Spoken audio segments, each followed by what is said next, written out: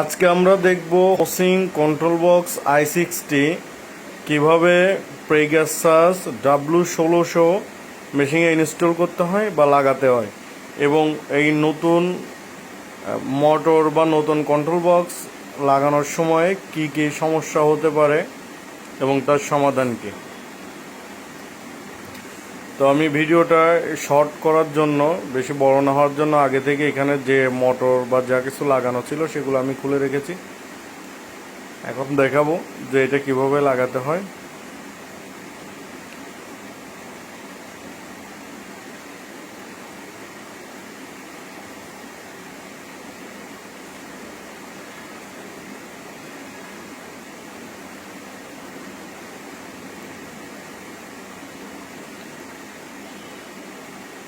তো বক্সের মধ্যে এরকম একটি প্যাকেট পাবেন, যে প্যাকেটের মধ্যে যেটা মোটর যে ফিটিং হবে, মোটর বেস এর ফুলি সহকারে, স্ক্রু সহকারে এই প্যাকেটটার মধ্যে দেওয়া থাকবে।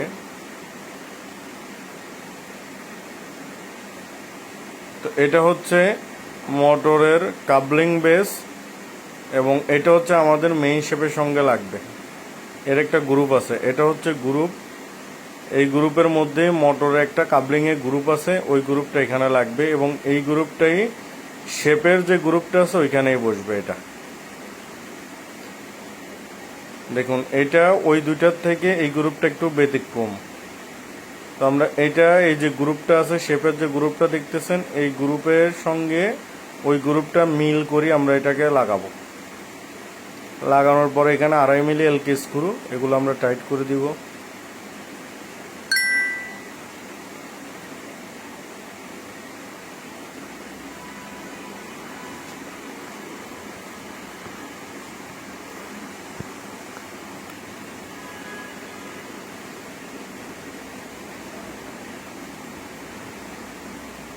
তো আমি ভিডিওটা একটু আস্তে ধীরে করতেছি, যারা নতুন আছে বা যারা কখনো এরকম নতুন কন্ট্রোল বক্স, নতুন মোটর এভাবে লাগানো হয়নি, তাদের বোঝার জন্য আমি আস্তে ধীরে কাজটা করতেছি, যাতে আপনারা এটা দেখে বুঝে নিতে পারেন এবং লাগাইতে পারেন।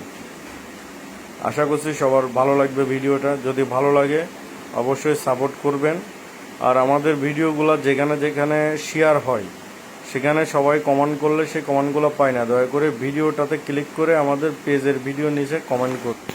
এটা হচ্ছে মোটর বেস, এটা আমাদের মেশিনের বডির সঙ্গে লাগবে, এবং ওর একটা কর্নার দেখেন কাটা আছে। এই কাটা কর্নারটা আমরা সবসময় রাইট সাইডের, যেটা দিয়ে আমরা সামনের ফিডব্যাকের টান বাড়াই কমাই, সেই দিকে রাখবো। সেদিকে রাখি। এখানে 5 নাম্বার এলকে স্ক্রু আছে, 4 কোণায় 4টা 5 নাম্বার এলকে স্ক্রুগুলো দিয়ে আমরা এটাকে মেশিনের বডির সাথে লাগিয়ে দিব, এবং এই বেসটাতে আমাদের মোটর বসবে।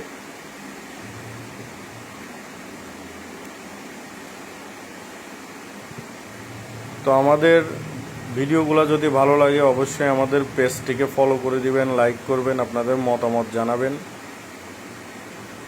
কারণ আপনাদের উৎসাহ পেলে ভিডিও আরও তৈরি করতে বা ভিডিও বানাতে ইচ্ছা করবে, ভালো লাগবে। কারণ যারা জানে না তারা, আমরা চাই যে তারা দেখি এখান থেকে কিছু জিনিস শিখতে পারুক, বুঝতে পারুক, এটাই। আমরা মেকানিক যদি কাজগুলো শেয়ার করে করি, যেটা আমার জানা থাকবে না, আমি হয়তো সেখান থেকে দেখে শিখতে পারবো। আমার ভিডিও দেখে হয়তো অন্য আরেকজনে আরও কিছু জিনিস শিখতে পারবে। আমরা সবসময় একজন একজনকে এই সাপোর্টটা দিব।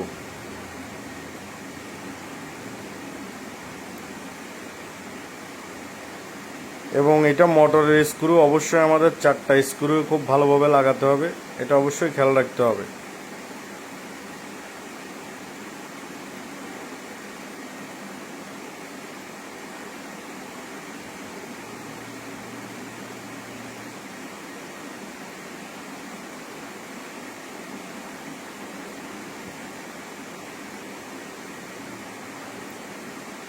এটা হচ্ছে গ্রুপটা উপরে রাখবে, এবং দেখতেছেন এটা পুরো একটা ইনটেক মোটরের সিলটা প্রথমে উঠাই নিব। সিল উঠানোর পরে আমি আপনাদেরকে দেখাবো যে কাবলিংয়ে একটা গ্রুপ আছে, যে গ্রুপটা ওই গ্রুপটার সঙ্গে বসবে।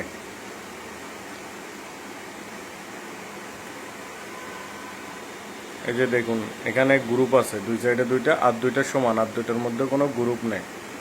আমরা যে কাবলিংয়ের যে স্ক্রুটা শেপের গ্রুপে বসিয়েছিলাম ওখানের সাথে এই গ্রুপটা মিলবে। এটা কাটা দেখলে আপনারা বুঝতে পারবেন, আশা করি ভিডিওতে বুঝতে পারতেছেন, এবং যখন লাগাবেন তখন এটার কাটা দেখলে অবশ্যই বুঝতে পারবেন।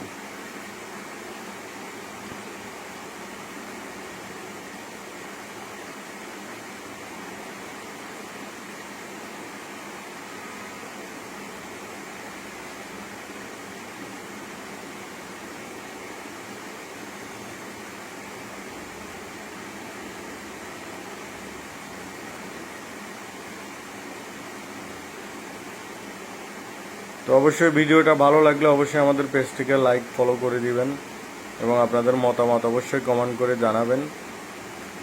যারা জানেন তারা জানেন, যারা জানেন না তাদের জন্য ভিডিওটা।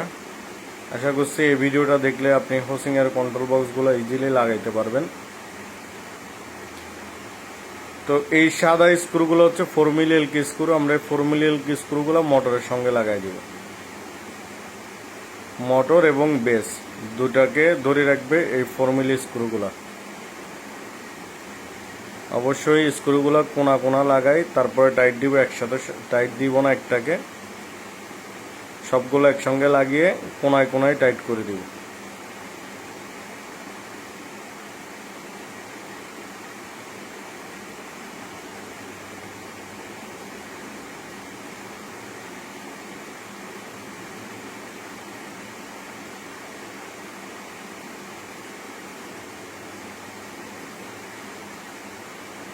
এটা হচ্ছে আমাদের কন্ট্রোল বক্স, হোসিং i60 কন্ট্রোল বক্স এটা। তো আমরা আগে কন্ট্রোল বক্সটা নিচে লাগিয়ে নিব। এটা হোসিং i60 কন্ট্রোল বক্স এটা। আমরা আগে কন্ট্রোল বক্সটা এখানে এভাবে লাগাবো।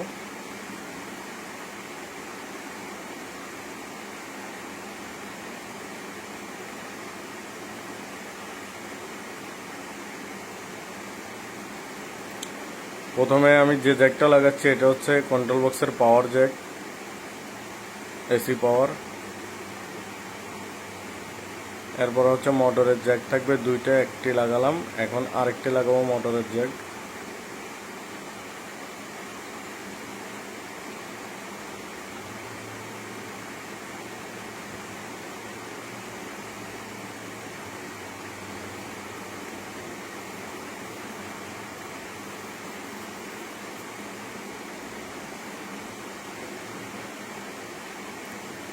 এখন আমরা প্যাডেল কানেকশনের জ্যাক নিব।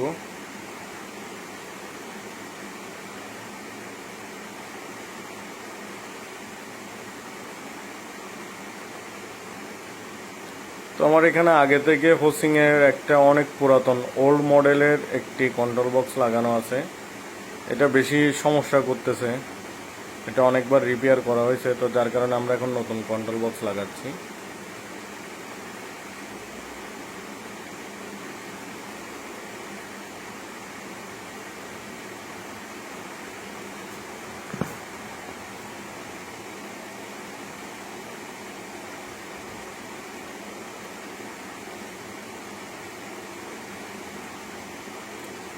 এই কেবল দুটো হচ্ছে আমাদের ইউটি নাইফ সেটের, যেটা অটোতে, এটা হচ্ছে অটোতে প্রেসার বিট জাগায়, এবং এই সাইডেরটা হচ্ছে অটোতে ইউটি নাইফ সেট মারে আর কি। নাইফ সেট যেটা দিয়ে মারে সেটা হচ্ছে এটা সেন্সর লাইন।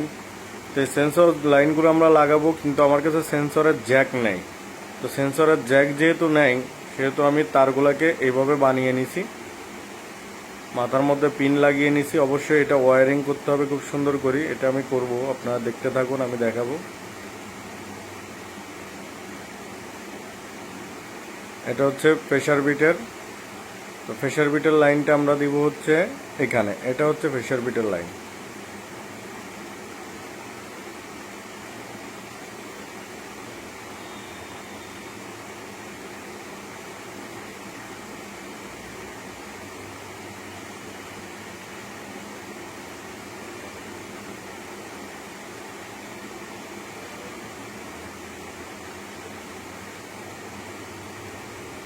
তো দেখতে পাচ্ছেন আমি কেবল লাগাই দিচ্ছি উপরে। যেন সমস্যা না হয়। এবং এই দুইটা হচ্ছে আমাদের ইউটি নাইফ সেটের যে সেন্সরটা আছে সেটার, কারণ এই জ্যাক যদি আমরা না লাগাই তাহলে ইউটি নাইফ সেট মারবে না।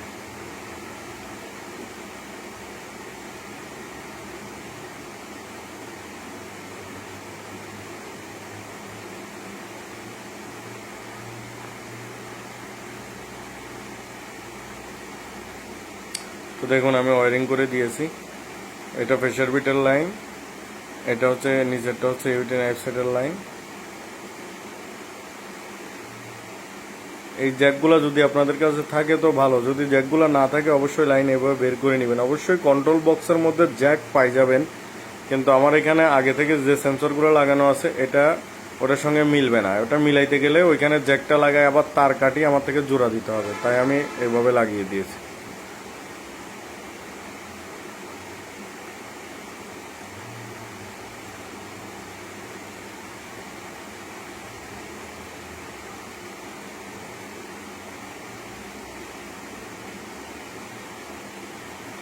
আশা করছি বুঝতে পারছেন। তা এখন আমরা পাওয়ার দিব, অন করব, অন করে দেখা যাক। এখানে আরেকটা সমস্যা দেখেন, জিরো আটকে গেছে। এই জিরোটা আটকে গেলে কি করবেন? প্রথমে আমরা মেশিনটা বন্ধ করে নিব।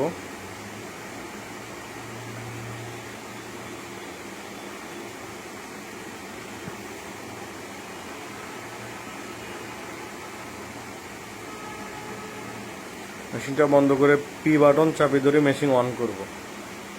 অন করার পরে আমরা চলে যাব 75 অর্থাৎ 75 নাম্বার প্রোগ্রামে চলে যাব। এবার এস বাটনে আছে এখানে এনসি, এটা আমরা এনও করে দিব, নো। এবার আবার এস বাটন ক্লিক করব। দেখুন আমাদের জিরো রান হয়ে গেছে, অর্থাৎ এখন কন্ট্রোল বক্সটা রানিং হয়ে গেছে।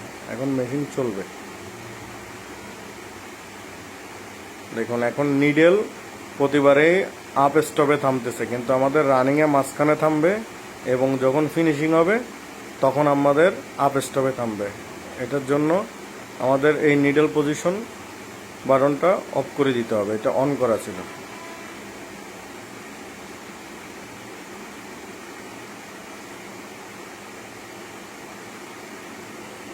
দেখুন এখন ঠিক আছে, রানিংয়ে মাঝখানে থামছে, পিছে পাড়া দিলে উপরে উঠে যাচ্ছে, স্টপ পজিশনে চলে যাচ্ছে।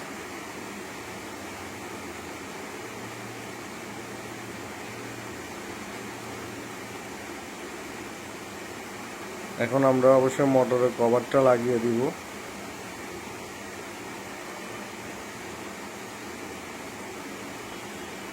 চার কোনায় 4টা স্টার স্ক্রু পাই যাবেন। স্টার স্ক্রু দিয়ে আমরা প্রতিটা কর্নারে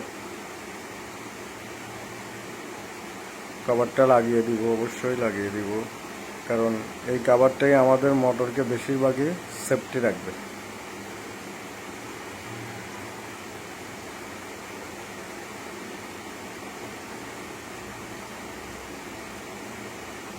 তো লাগানো শেষ। এখন সেন্সরগুলো দেখেন